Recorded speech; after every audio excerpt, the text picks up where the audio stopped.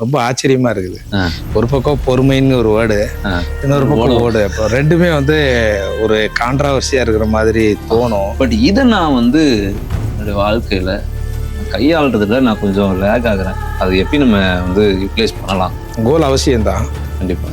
ஆனால் அந்த கோலை நீங்கள் ஃபிக்ஸ் பண்ணீங்களா ஆண்டவர் ஃபிக்ஸ் பண்ணாராங்கிறத கன்ஃபார்ம் பண்ணிக்கணும். அவருடைய திட்டத்தையும் சித்தத்தையும் அறிந்து கொள்கிற முயற்சி பண்ணாலே போதும். அவர் என் பிள்ளை என்னை புரிய ஆரம்பிச்சிட்டான் அப்படிங்கிற ஒரு சந்தோஷத்தை நம்ம கூட அப்பப்போ வெளிப்படுத்திட்டே இருப்பார். ஓடிட்டே இருக்கிற ஒரு பிள்ளை ஒரு 5 நிமிஷம் உட்காந்து அப்பாட்ட உட்கார்றா, உன்கிட்ட பேசுறதுக்கு தாண்டா நிற்கிறேன் அப்படின்னா அப்படின்னு சொல்லி அவன் சரி உட்கார்ந்தாலே நமக்கு ஒரு சந்தோஷம் ஆயிடுது. அவரே கிராஜுவலா தான் மூவ் பண்றாரு. படிப்படியான காரியம். ஒரு மாடியில ஏறன்னா முதல் படி 2வது படி ஏறாம ஸ்ட்ரைட்டா 10வது படி போகவே முடியாது. கிராபிக்ஸ்ல பண்ணலாம், செட்டிங்ஸ்ல பண்ணலாம், ரியல்ல பண்ண முடியாது. ரீல்ஸ் பண்ணலாம், ரியல் பண்ண முடியாது.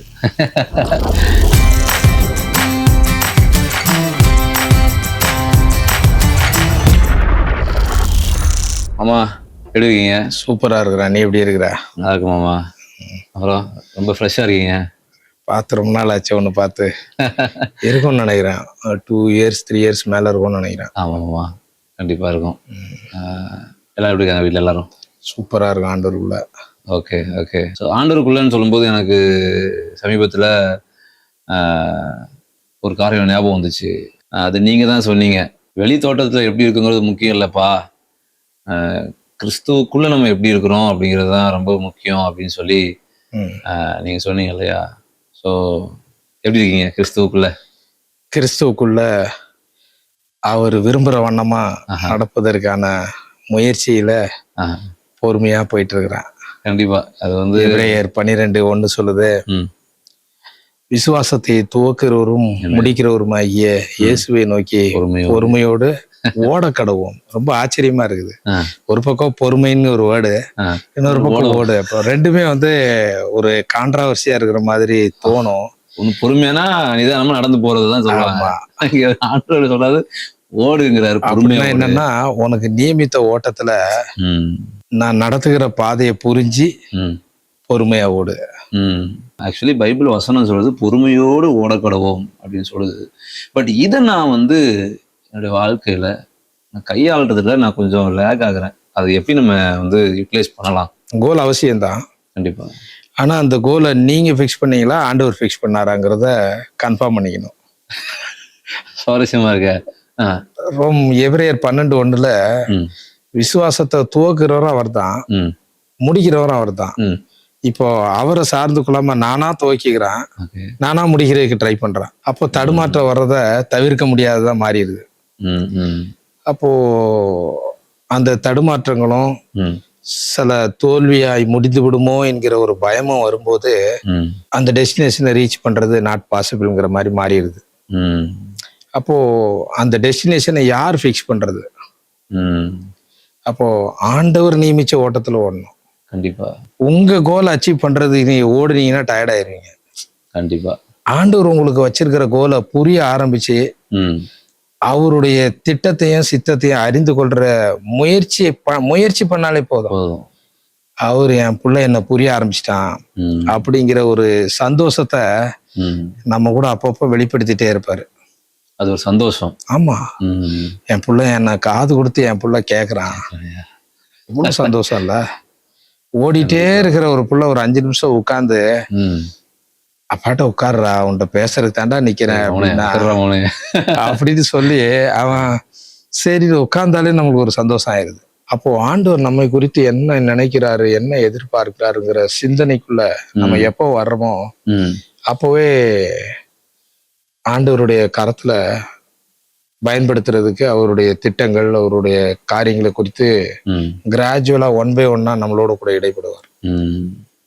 அவரே கிராஜுவலா தான் மூவ் பண்றாரு. படிப்படியான காரியம். ஒரு மாடியில ஏறன்னா முதல் படி 2வது படி ஏறாம ஸ்ட்ரைட்டா 10வது படி போகவே முடியாது. கிராபிக்ஸ்ல பண்ணலாம், செட்டிங்ஸ்ல பண்ணலாம், ரியல்ல பண்ண முடியாது. ரீல்ஸ் பண்ணலாம், ரியல் பண்ண முடியாது. கண்டிப்பா. அதனால கர்த்தர் நடத்துற பாதை என்ன, அவர் எனக்கு என்ன நியமிச்சிருக்கிறாரு, கண்டிப்பா. அப்படிங்கிற தெரிஞ்சுக்கிற ஒரு ஆசை யாருக்கு முதல்ல வருதோ அவனும் நடத்துவாரு. பைபிள்ல ஒரு ரொம்ப பணக்கார ஒருத்தர் தான்.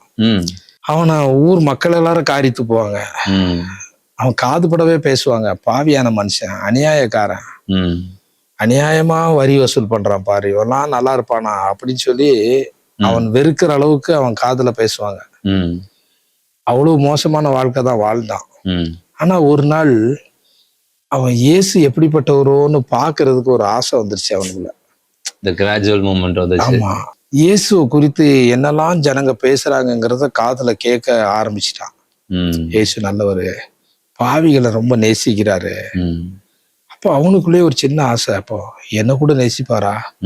இந்த ஊர்ல ஒரு பையன் என்ன நேசிக்கவே மாட்டேன்றான்.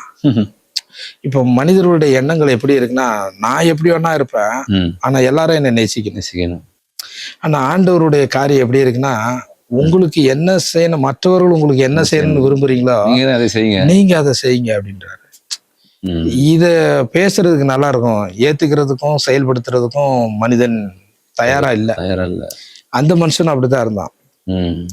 ஒரு நாள் என்ன பண்ணா, அவன் வாழ்ந்த பட்டணத்துக்கு இயேசு கிறிஸ்து வராருன்னு கேள்விப்பட்டு இந்த என்ட்ரன்ஸ்ல தான் வருவாருன்னு சொல்லி சரியா அந்த பாதையை புரிஞ்சு, அதனால நான் எப்படியாச்சும் அவரை பாத்துறணும், இயேசு எப்படிப்பட்டவரோ. ஏன்னா அவன் நிறைய கேள்விப்பட்டான். அந்த கேள்விப்பட்டதெல்லாம் பாக்குறதுக்கான ஆசை வந்துருச்சு. இப்ப நம்ம கூட நிறைய விஷயங்கள் கேள்விப்படுறோம். கேள்விப்படுற எல்லா விஷயத்தையும் பாக்குறதுக்கு நம்மளுக்கு ஆசை வரவே வராது. ஆனா இயேசு கிறிஸ்துவ பற்றி கேள்விப்பட்டும் போது கூட நிறைய பேருக்கு அந்த ஆசை வரமாட்டேங்குது. அப்போ அவன் ஆசைப்பட்ட உடனே ஓடி போய் அவர் வர்ற பாதையை அறிஞ்சு அவர் எப்படிப்பட்டவரோன்னு அவரை ஒரு முறை நான் பார்த்தாலே போதுங்கிற ஒரு ஆசை வந்துருச்சு. அப்போ அந்த ஆசைப்பட்டு அவரை பார்க்கறதுக்கான தருணத்திற்காக அவன் காத்திருந்த நேரம் கரெக்டா இயேசு வராருன்னு தெரிஞ்சு ஜனங்கள்லாம் வர்றதுக்கு முன்னாடியே அந்த பாதையில ஒரு மரத்துல ஏறி அமர்ந்து கம்ஃபர்டபுளா உட்காந்துக்கிறான். சரி, எப்படி இந்த வழியா போவாரு, நான் எப்படி இருந்தாலும் மிஸ் பண்ண முடியாது, நான் மட்டும் பார்த்தா போதும், அவர் என்ன நினைப்பாரு, அவர் என்ன குறித்து என்ன நினைக்கிறாரு, எந்த சிந்தனையும் அவனுக்கு வரல. அப்படி அவன் சிந்தனையோட இருக்கும்போது அவ்வளோ ஜனம் அவருக்கு பின்னாடி வராங்க. அப்படி ராஜா மாதிரி கம்பீரமா நடந்து வராரு. அந்த பாதையில ஒரு தூரத்துல இருந்து பார்க்கும்போதே அவனுக்குள்ள ஒரு உற்சாகம், எவ்வளவு அழகா இருக்கிறாரு, எவ்வளவு அழகான ரூபமுடையவரா இருக்கிறாரு. அவருடைய கண்கள் எதையோ ஒண்ணு தேடிட்டே இருக்கிற மாதிரி, அன்பை வெளிப்படுத்துகிறதுக்கான காரியங்கள் அவர் முகத்துல இருக்கிறது. அவர் பேசும்போதே அற்புதங்கள் நடக்கு, நீ கேள்விப்பட்டேன். ஒரு வார்த்தை பேச மாட்டாரா, யாருக்காச்சும் பேச மாட்டாரா அப்படின்னு பல காரியங்கள் அவன் சிந்திச்சுட்டே இருக்கும்போது இயேசு கிறிஸ்து அப்படியே வந்து ஒரு திடீர்னு அவன் எந்த மரத்துல உட்கார்ந்துருக்கானோ அந்த மரத்துக்கு கீழே அப்படியே நின்னுட்டாரு. மொத்த ஜனமும் மொத்த ஜனமும் நின்றுச்சு. இது நல்லா தானே போயிட்டு இருந்துச்சு ஒரு ஃப்ளோல, திடீர்னு வேறையா இங்க நிக்கிறாருன்னு. அந்த மூமெண்ட் நம்ம அப்படியே கொஞ்சம் இமேஜினேஷன் பண்ணி பார்த்தா அது வந்து சகையோடைய லைஃப்ல பக்குன்ற இந்த சில சில சைலண்ட் மூவிஸ் எல்லாம் நம்ம பார்க்கும்போது பார்த்தீங்கன்னா, சில கிரைம் இன்சிடென்ட்ல அப்படியே மைல்டா இருக்கும், மியூசிக் எதுவுமே இருக்காது, அப்படியே பக்கம் கதவு திறக்க சத்தம்,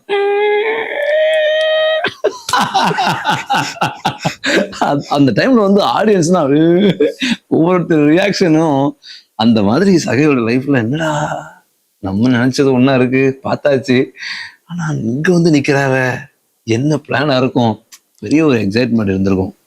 சொல்லுங்க. அப்போ அவனை பார்த்த உடனே அவன் பேரை சொல்லி கூப்பிடுறாரு.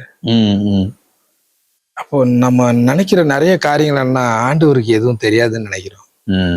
அவர் ஆண்டவருன்னே நம்ம நினைக்கிறது இல்லை, ஆண்டவருன்னே ஏற்றுக்கொள்றது இல்லை. முதல்ல வல்லமை உடையவருங்கிறதே நம்ம தெரியாம இருக்கிறோம், அவர் சகலத்தையும் பார்க்கிறவருங்கிறதே தெரியாம இருக்கிறோம். அப்போ அவர் பார்த்த உடனே சகைவே கீழே இறங்கி வா அப்படின்னு அவனை அன்போட கூப்பிடுறாரு. அவனை பேரை சொல்லி கூப்பிட்டு அன்பு செலுத்தினது எனக்கு தெரிஞ்ச அவர் ஒருத்தர் தான் அந்த ஊர்ல. அவனை என்ன அவ்வளோ அநியாயம் பண்ணியிருக்கிறான்.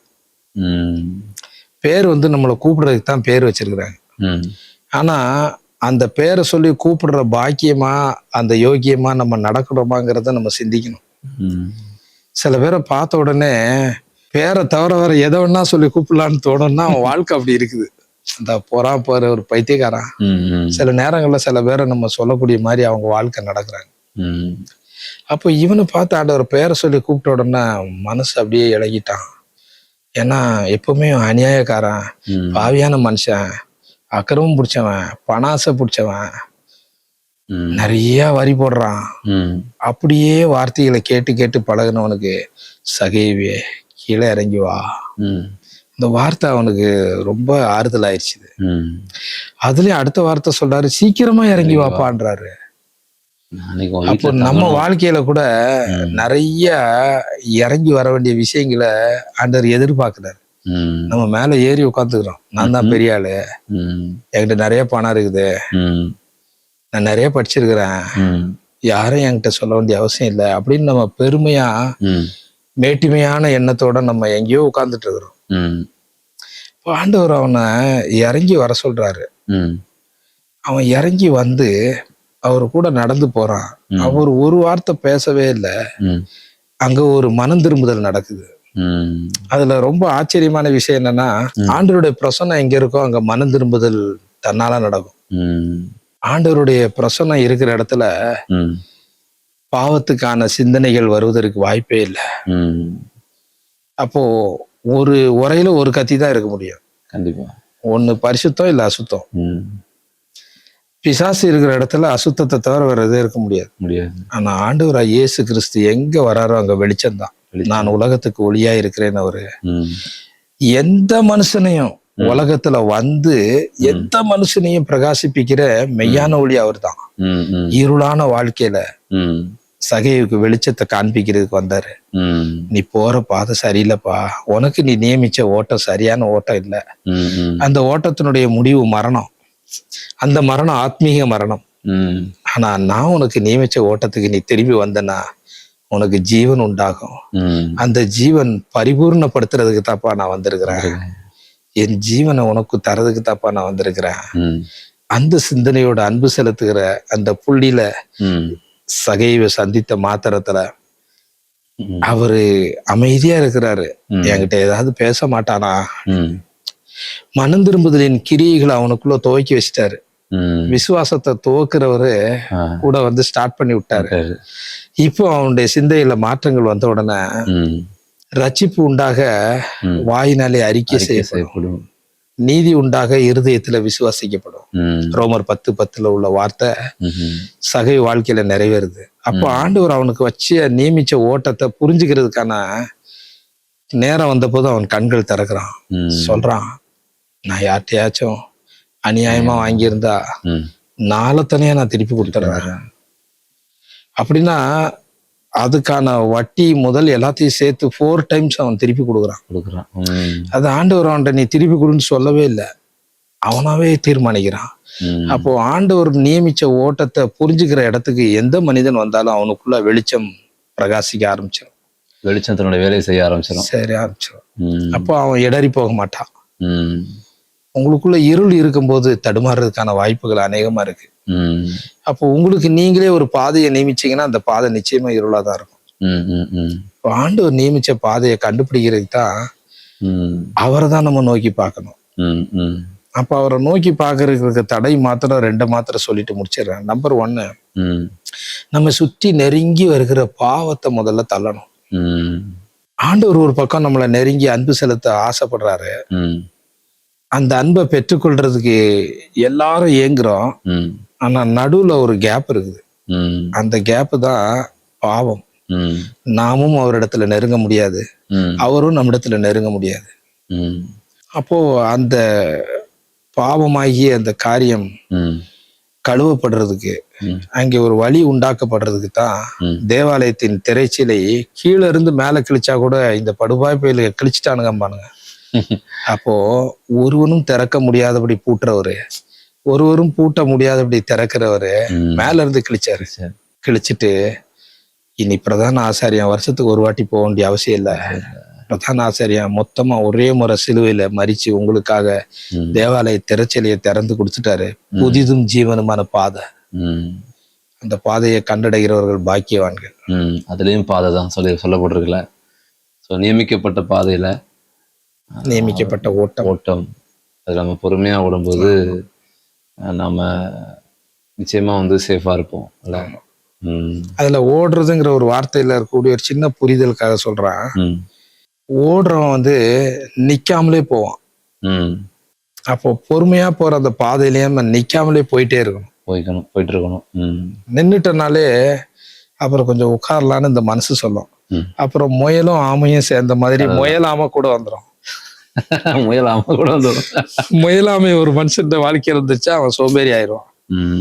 அப்போ இந்த 10 தாளந்துகள் கொடுத்த 5 தாளந்து 2 தாளந்து 1 தாளந்து கொடுத்ததுல ஒருத்தன் முயலாமையான சோம்பேறியா உட்காந்துருந்தான். ஸோ நம்ம அப்படி இருக்கும்போது நிச்சயமா நம்முடைய லைஃப்ல ஆண்டவர் நமக்குன்று வச்சிருக்கிற அந்த ஒரு பெரிய கோல், அந்த ஓட்டத்துல நம்ம ஓடி முடிக்க முடியாது. ஆண்டவருக்குள்ள விசுவாசத்தை துவக்கிறவரும் விசுவாசத்தை முடிக்கிறவரும் அவர்தான். அவரை நோக்கி நம்ம பொறுமையா ஓடனாலே நிச்சயமா அது போதுமானது நம்முடைய விசுவாச ஓட்டத்துல. ரொம்ப சந்தோஷம். ஆமா, தேங்க்யூ. ஆமா. ஓகே.